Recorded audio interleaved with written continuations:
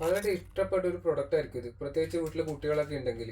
അപ്പോൾ അടുത്ത പ്രാവശ്യം ഈ ഇതുപോലുള്ള സാധനങ്ങൾ മേടിച്ചു കൊടുക്കുമ്പോൾ ഇതിന്റെ പുറകിൽ ഇൻഗ്രീഡിയൻറ്റ് ലിസ്റ്റ് എന്ന് പറഞ്ഞൊരു സാധനമുണ്ട്, അത് നോക്കണം നന്നായിരിക്കും. ഇപ്പൊ ഇതിന്റെ ഇൻഗ്രീഡിയൻറ്റ് ലിസ്റ്റ് ഞാനൊന്ന് വായിക്കാം.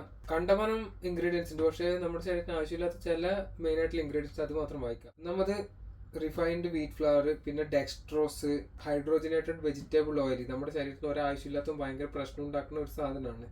പിന്നെ refined palm oil, again invert sugar syrup, emulsifiers, artificial flavouring agents, ഇങ്ങനെ പല സാധനങ്ങളും നമ്മുടെ ശരീരത്തിന് ആവശ്യമില്ലാത്തതുണ്ട്. ഇതിപ്പോ ഒരു പെർട്ടിക്കുലർ ബ്രാൻഡിനെ ടാർഗറ്റ് ചെയ്തിട്ട് എടുക്കുന്ന വീഡിയോ അല്ല, മറിച്ച് ഇതൊരു ഉദാഹരണമായിട്ട് ഒരു പ്രൊഡക്റ്റ് എടുത്തുന്നേ ഉള്ളൂ. ഇങ്ങനെ നമുക്ക് മാർക്കറ്റിൽ കിട്ടാവുന്ന പല പ്രൊഡക്ട്സിലും പല ആവശ്യമില്ലാത്ത സാധനങ്ങൾ നമ്മൾ ശരീരത്തിലോട്ട് ഇടുന്നുണ്ടാവും.